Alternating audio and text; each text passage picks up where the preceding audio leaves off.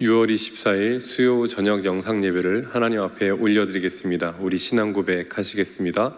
전능하사 천지를 만드신 하나님 아버지를 내가 믿사오며 그 외아들 우리 주 예수 그리스도를 믿사오니 이는 성령으로 잉태하사 동정녀 마리아에게 나시고 본디오 빌라도에게 고난을 받으사 십자가에 못 박혀 죽으시고 장사한 지 사흘 만에 죽은 자 가운데서 다시 살아나시며 하늘에 오르사 전능하신 하나님 우편에 앉아 계시다가 저리로서 산자와 죽은 자를 심판하러 오시리라. 성령을 믿사오며 거룩한 공회와 성도가 서로 교통하는 것과 죄를 사하여 주시는 것과 몸이 다시 사는 것과 영원히 사는 것을 믿사옵나이다. 아멘. 우리 함께 찬양하겠습니다. 찬송가 516장 옳은 길 따르라 의의 길을 우리 함께 찬양하겠습니다. 옳은 길 따르라 의의 길을 세계 만민의 참된 길, 이 길 따라서 살기를 온 세계에 전하세. 만 백성이 나갈 길, 어두운 밤 지나고 동튼다. 환한 빛 보아라 저 빛, 주 예수의 나라 이 땅에 곧 오겠네 오겠네. 주 예수 따르라 승리의 주, 세계 만민이 나갈 길과 진리요 참 생명, 내 창검을 부수고 다 따르라와 평강. 어두운 밤 지나고 동튼다. 환한 빛 보아라 저 빛, 주 예수의 나라 이 땅에 곧 오겠네 오겠네. 놀라운 이 소식 알리어라. 세계 만민을 구하려 내 주 예수를 보내신 참 사랑의 하나님. 만 백성이 따를 길, 어두운 밤 지나고 동튼다. 환한 빛 보아라 저 빛, 주 예수의 나라 이 땅에 곧 오겠네 오겠네. 고난 길에 치고 찾아온 길, 많은 백성을 구한 길, 모두 나와서 믿으면 온 세상이 마침내 이 진리에 살겠네. 어두운 밤 지나고 동튼다. 환한 빛 보아라 저 빛, 주 예수의 나라 이 땅에 곧 오겠네 오겠네. 날마다 우리의 의가 되시는 예수 그리스도만 따라가는 우리의 삶이 되길 소원합니다. 우리 계속 한 장 더 찬양하겠습니다. 찬송가 288장 예수를 나의 구주 삼고 함께 찬양하겠습니다. 예수를 나의 구주 삼고 성령과 피로써 거듭나니 이 세상에서 내 영혼이 하늘의 영광 누리로다. 이것이 나의 간증이요 이것이 나의 찬송일세. 나 사는 동안 끊임없이 구주를 찬송하리로다. 온전히 주께 맡긴 내 영, 사랑의 음성을 듣는 중에 천사들 왕래하는 것과 하늘의 영광 보리로다. 이것이 나의 간증이요 이것이 나의 찬송일세 나 사는 동안 끊임없이 구주를 찬송하리로다 주 안의 기쁨 누림으로 마음의 풍랑이 잔잔하니 세상과 나는 간 곳 없고 구속한 주만 보이도다 이것이 나의 간증이요 이것이 나의 찬송일세 나 사는 동안 끊임없이 구주를 찬송하리로다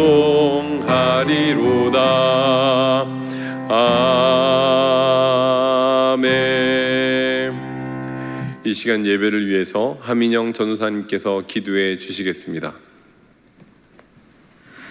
사랑과 은혜가 넘치시는 하나님, 이 시간 수요 영상 예배를 통해 오직 주님만을 예배케 하심 참으로 감사드립니다.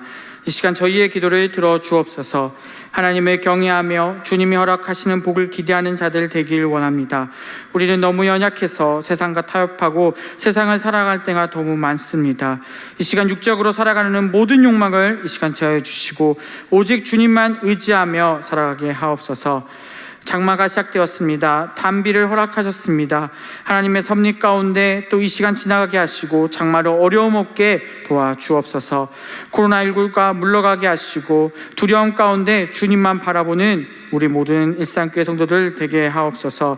경제적, 관계적, 환경적 요소들이 우리에게 너무나도 힘이 듭니다. 하느님을 진심으로 경외하게 하시고 이 어려운 가운데 더욱 기도하며 회개하는 시간 되게 하옵소서. 특별히 서인원 목사님을 단위에 세우셔서 감사합니다. 주님의 말씀을 전하실 때 입술을 주장하여 주시사 복된 주의 말씀 되게 하여 주시고 그 말씀을 듣고 나아가는 성도님들의 마음을 만져주시사 아멘으로 화답하는 시간 되게 하여 주옵소서. 이 시간 온전히 주님 앞에 예배드립니다. 예배의 주인 되어 주시며 홀로 영광 받아 주옵소서. 감사드리며 예수님의 이름으로 기도드립니다. 아멘.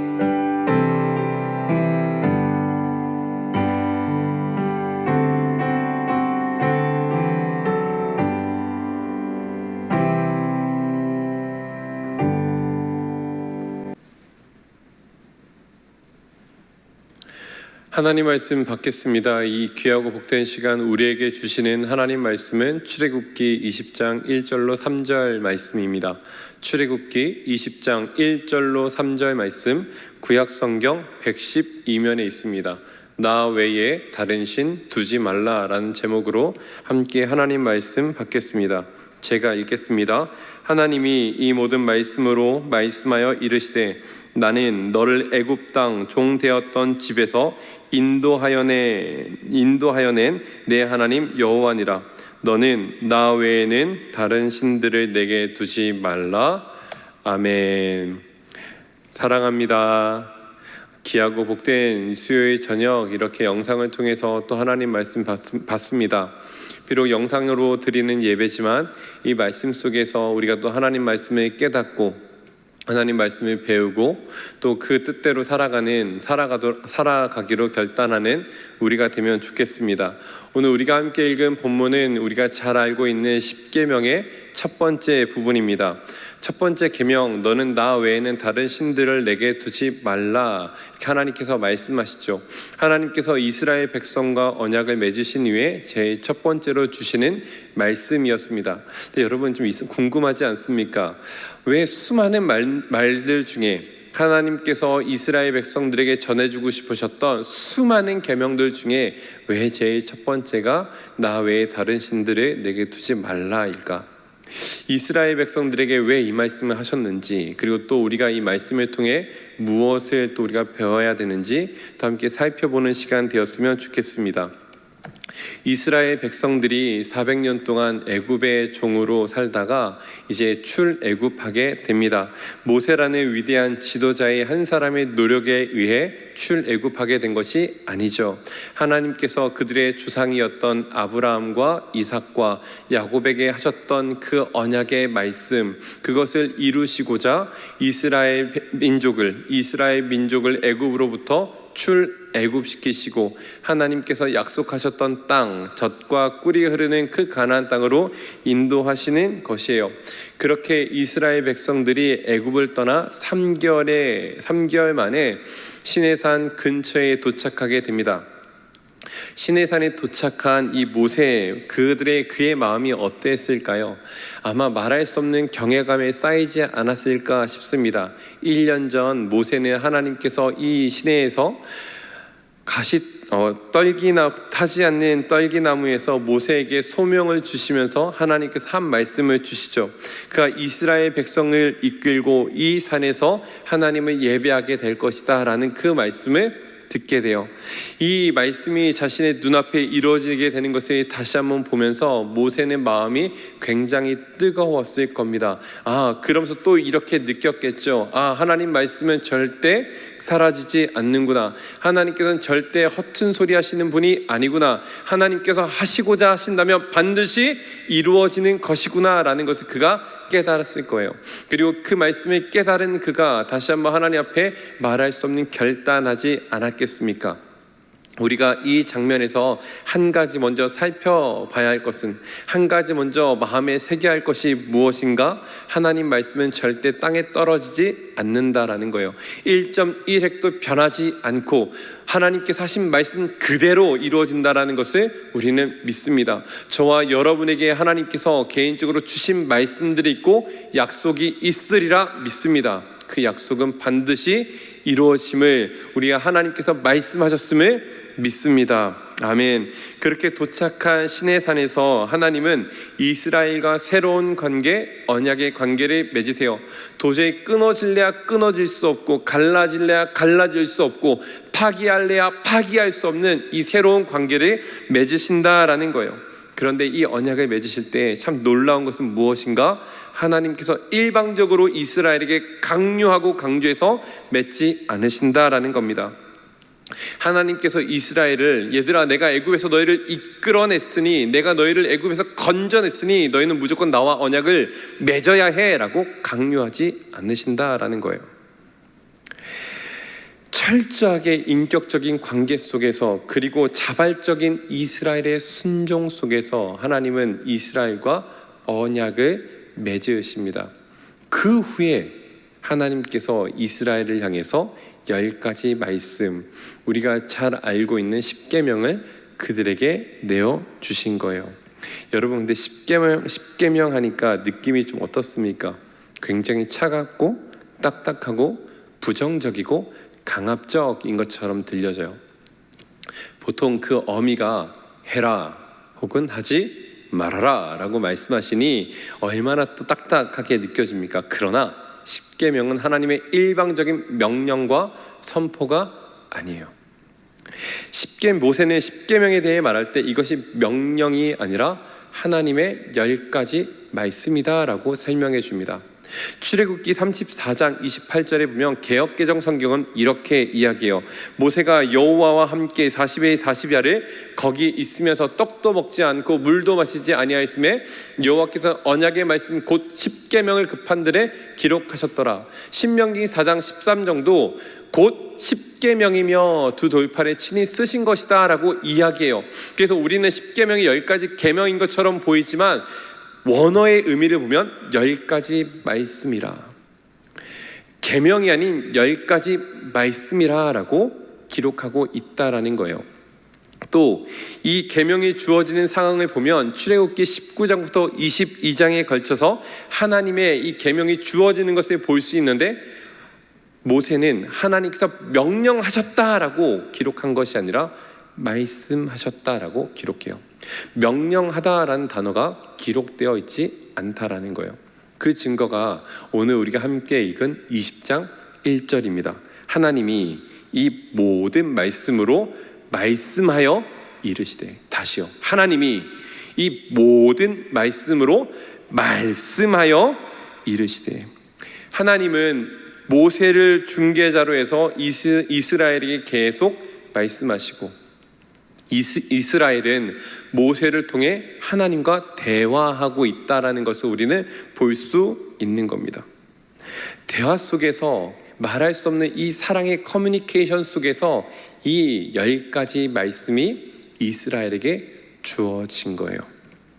그래서 십계명은 차가운 계명, 차가운 명령이 아니라 이스라엘과 하나님과의 따뜻한 대화 속에서 주어지는 말씀이라는 것을 우리가 알 수 있습니다. 이렇게 10가지 말씀이 주어졌는데 그 첫 번째가 뭐라고요? 나 외에 다른 신들을 내게 두지 말아라.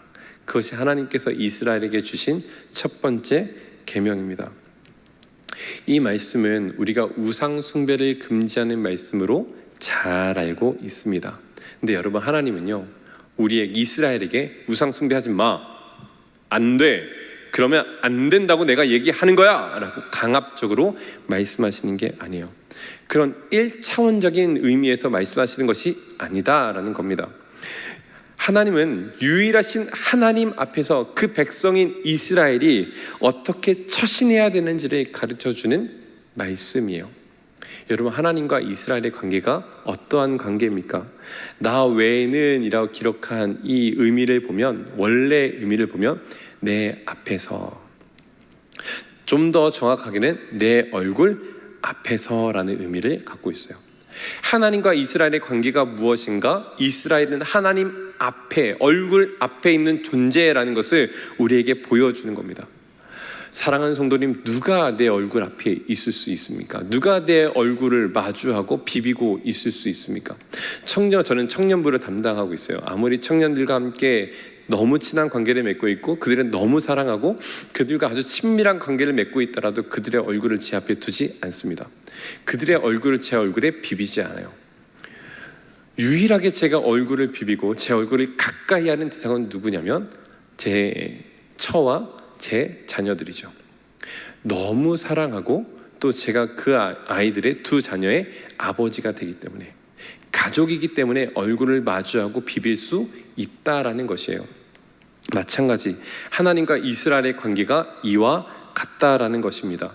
때론 이스라엘과 부부처럼, 때로는 부모와 자녀와 같은 말할 수 없는 이 친밀한 관계를 하나님께서 이스라엘과 맺고 계시다라는 거예요. 하나님은 이스라엘과 관계 속에서 다른 어떠한 것도 끼어들어오길 원하지 않으시는 거죠. 하나님은 이스라엘이 하나님만 바라보길 바라는 마음에서 이 첫 번째 계명에 하나님의 마음을 담아 말씀하신 거예요. 특별히 또 그렇게 말씀하실 수 있는 이유는, 나만 바라봐, 나만 보고 살아가, 나만 사랑해라고 말씀하실 수 있는 이유는 2절 말씀이 우리에게 증언하고 있죠. 나는 너를 애굽 땅 종되었던 집에서 인도하여 낸 내 하나님 여호와라. 내가 너희를 건져낸, 노예된 너희를 건져낸 너희들의 참 주인이기 때문이다 라고 말씀하고 계시는 거예요. 그렇기 때문에 너희들의 얼굴을, 내가 너희들의 주인이기 때문에, 내가 그래서 너희를 사랑하기 때문에 너희들의 얼굴을 늘 내 앞에 두고 있어라 라고 말씀하시는 거죠. 하나님의 이 계명은, 이 말씀은, 사랑의 관계를 요구하는 이 말씀은 결코 부당한 것이 아니에요. 그렇게 말씀하실 수 있는 이유는 이미 이스라엘을 향해서 하나님께서 한없는 사랑을 베풀어 주셨기 때문입니다. 여러분, 다시 한번 생각해 볼까요? 하나님께서 이스라엘에게 사랑하라라는 명령을 내어주신 거예요. 그런데 이 사랑하라라는 명령이 있기 전에 전제되는 사실이 무엇인가? 너는 이미 사랑받았다라는 것을 말씀해 주시는 겁니다. 사랑하지 않는데, 내가 사랑하지 않는데 어떻게 사랑을 강요할 수 있단 말이에요. 제가 제 아들과 딸을 사랑하지 않는데 어떻게 제 자녀들에게 사랑을 강요할 수 있단 말입니까? 그것은 사랑을 요구하는 게 아니라 자녀들에게 폭력을 행사하는 거예요. 하나님은 이미 이스라엘을 한없이 사랑하시고 그들을 한없이 품으셨기 때문에 이 사랑을 요구하시는 게 당연한 거였습니다. 이스라엘에겐 그게 출애굽으로 표현되는 거예요. 애굽에서 종이었던 그들을 해방시키셔서 하나님의 소유, 제사장 나라, 거룩한 백성으로 삼으신 그 사랑. 하나님 그 사랑이 있기에 이스라엘에게 사랑을 말씀하고 있는 거죠. 이런 사랑을 베푸셨는데 이스라엘 민족이 그거 거부한다면, 얼굴을 가까이 하지 않겠다고 말한다면 사랑의 관계를 깨뜨리겠다는 의지를 드러내는 것 아니겠습니까? 더 이상 하나님은 나의 주인이 아니십니다 라고 반발하고 반항하는 것과 같다라는 거예요. 그렇게 이스라엘이 하나님께 이 말씀을 받습니다. 하나님, 우리도 하나님만 사랑하겠습니다. 하나님 얼굴 앞에서 하나님과 늘 얼굴을 가까이 하며 내 얼굴을 하나님 얼굴에 대고 그렇게 하나님과 친밀한 관계를 맺으며 살아가겠습니다 라고 선언해요. 그렇게 하나님과 언약을 맺어요. 이스라엘이 그렇게 살아가는 것처럼 보입니다. 정말 하나님만 사랑하고 하나님만 순종하는 것처럼 보여줘요. 그러나 정작 가나안 땅에 들어가서 그들이 어떻게 행동합니까? 바알과 아세라를 섬겨요. 아스타롯을 섬겨요. 우상 숭배에 빠지는 거죠. 왜? 이유는 단순합니다. 눈앞에 있는 현실이 무엇보다 가장 커 보이는 거거든요. 하나님께서 주시는 사랑과 그 안에서 누리는 자유보다 눈앞에 펼쳐지는 풍요와 쾌락이 더 좋아 보이거든요. 우리 다시 한번 생각해 볼까요? 이스라엘 민족 어떤 민족이었습니까? 애굽에서 400년 동안 벽돌을 만들고 그 벽돌로 성을 쌓는 일을 했던 사람들이에요. 출애굽하고 나서는요, 농사라고는 한 번도 지어본 적이 없고 광야에서 40년을 배회하면서 하늘에서 내려오는 만나와 메추라기로 그들의 삶을, 그들의 배를 채웠던 민족입니다. 그런데 가나안 땅에 들어가니 이제 농사라는 것을 지어야 하는데 처음 지어본 민족이 수많은 소출을 낼 수 있었을까요? 물론 하나님께서 은혜 주셔서 그들이 먹고 살 만큼 그들의 손에 주어지고 조금 더 풍족하게 채워주셨겠지만 그들의 손에 있는 것과 가나안 민족의 손에 있는 것을 비교해 보니 터무니없이 적거든요. 분명히 하나님께서 적과 꿀이 흐르는 가나안 땅에서 잘 살게 해주신다고 말씀하셨는데, 그래서 이 옆에 있는 가나안 민족보다 더 많은 것을 누려야 될 것 같은데 자신의 것보다 가나안 민족의 것이 더 많아 보이거든요. 그래서 자연스럽게 소출이 많았던 가나안 사람들의 삶을 눈여겨본 것이고 그들의 섬기는 신에 관심을 가진 것 아니겠습니까? 바알이 풍요를 내려다 준대, 아스타롯이 우리에게 많은 것을 가져다 준대. 그 한마디에 마음을 다 빼앗기는 거죠. 더 나은 현실을 위해서, 더 잘 먹게 해주고 잘 살게 해주고 더 많이 벌게 해주고 더 많은 쾌락을 누리게 해준다라는 그 현실의 삶을 이스라엘이 선택했다라는 것이에요. 그렇게 이스라엘이 바알을 섬깁니다. 근데 놀라운 건 무엇인가? 이스라엘은 결코 하나님을 버리지 않아요. 하나님과 바알을 함께 섬깁니다. 같이 하나님 수준에 바알을 올려놓고 같은 수준으로 사랑하고 섬긴다라는 거예요. 그런 의미에서 우상숭배는 다른 게 아니에요. 하나님 얼굴 앞에 다른 어떤 것을 두는 것, 하나님 얼굴이 닿아야 되는 내 얼굴에 다른 것을 갖다 대는 것, 그것이 바로 우상숭배다라는 거예요. 하나님을 사랑하는 것만큼 다른 것도 똑같이 사랑하는 것, 그것이 바로 우상숭배다라는 것을 우리에게 가르쳐주고 있는 것이에요. 근데 주 안에서 사랑하는 우리 성도님, 이런 삶의 태도가, 이스라엘이 하나님을 향해 대하는 그 삶의 태도가 우리의 삶과 참 닮아있지 않습니까? 하나님만큼 돈을 사랑하고 하나님만큼 세상을 사랑하고 하나님만큼 쾌락을 사랑하는 삶, 그것이 우리의 삶과 닮아있지 않습니까? 비단 돈뿐일까요? 비단 세상이고 비단 쾌락뿐일까요? 우상숭배는 그런 눈에 보이는 세상적인 것에만 국한되지 않아요. 또 다른 우리의 우상 누가 있는가? 자녀. 우리의 자녀들도 어쩌면 우리의 우상일 수 있겠네요. 제 개인적인 이야기입니다만 아내가 둘째를 임신하고 5개월 정도가 되었을 때 조산의 위기가 찾아왔습니다. 아기가 나올 때가 아닌데 자궁문이 활짝 열려서 이제 곧 나오게 된 거죠.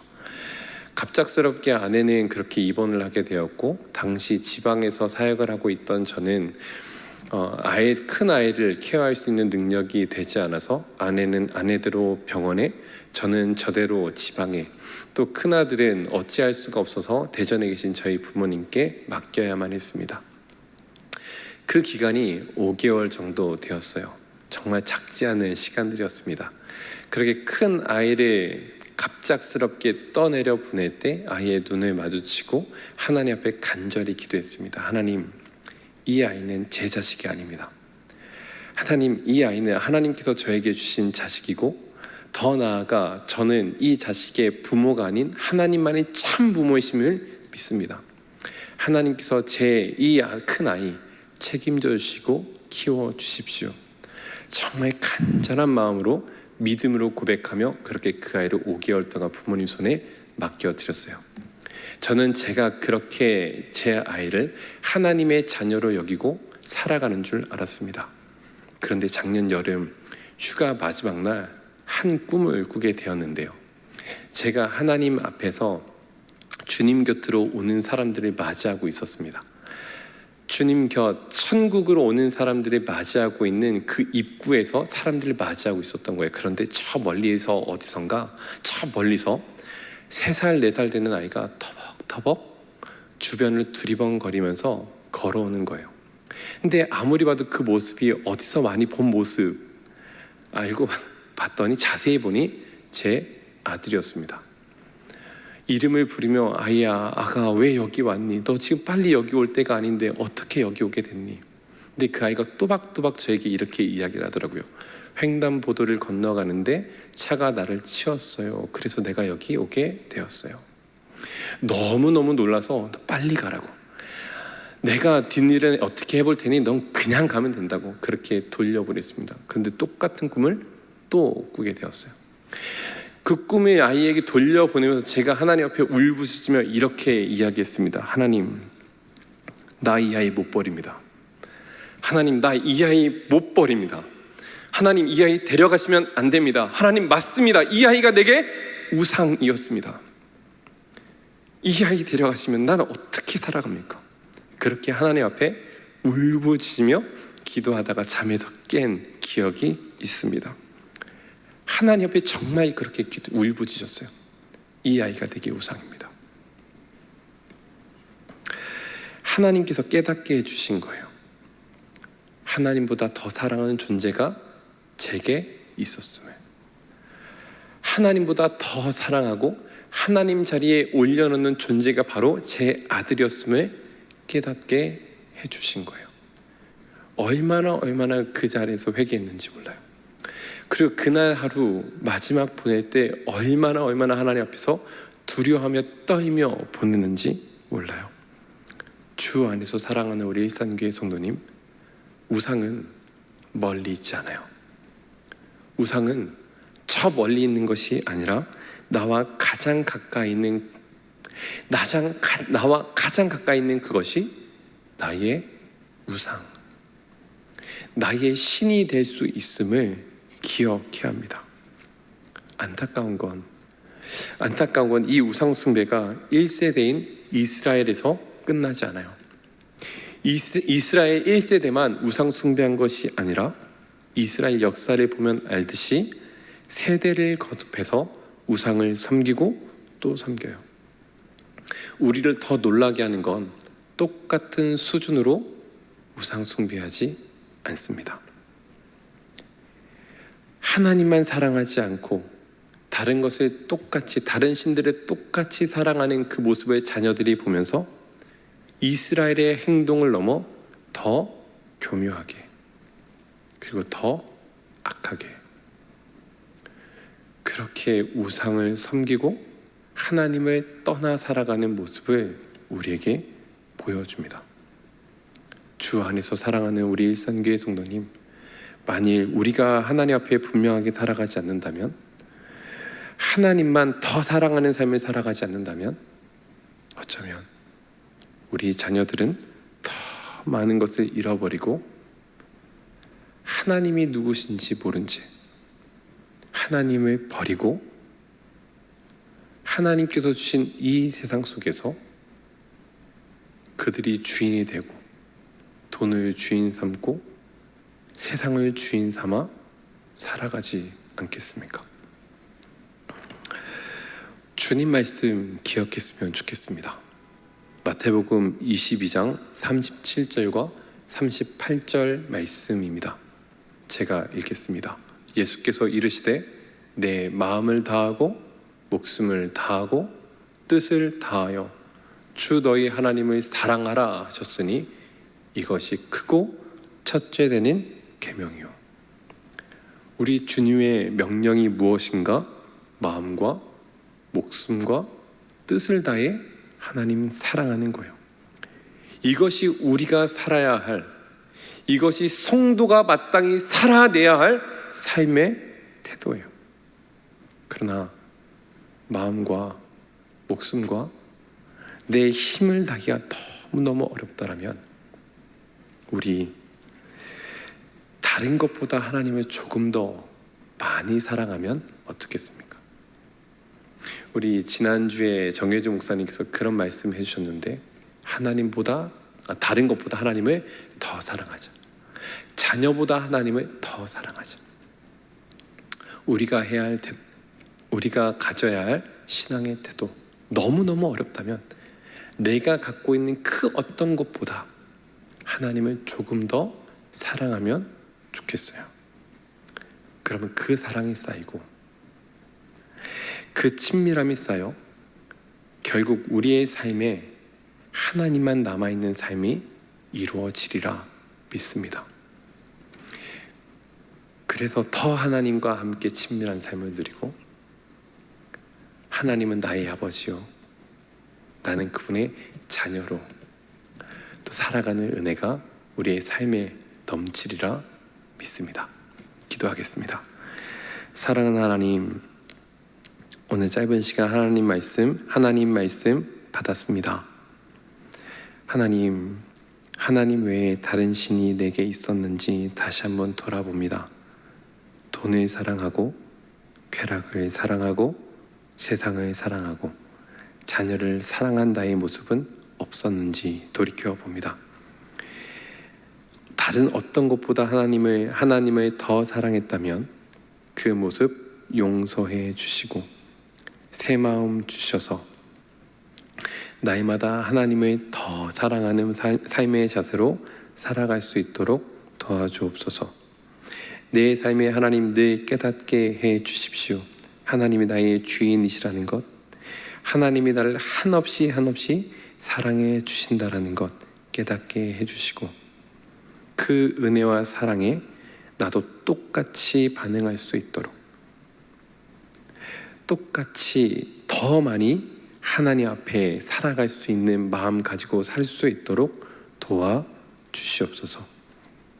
우리 사랑하는 일산교회 성도님들 삶을 지켜주시고 하루하루 주님과 동행하고 주님을 누리며 살아가는 은혜도 허락하여 주시옵소서. 주 예수 그리스도의 은혜와 하나님 아버지의 한없는 사랑하심과 성령 하나님의 교통하심이 늘 하나님만 붙잡고 하나님만 사랑하고 하나님과 친밀한 관계만 유지하기로 고백하고 결단하는 모든 주의 자녀들 위해 이제로부터 영원까지 함께 있을지어다. 아멘.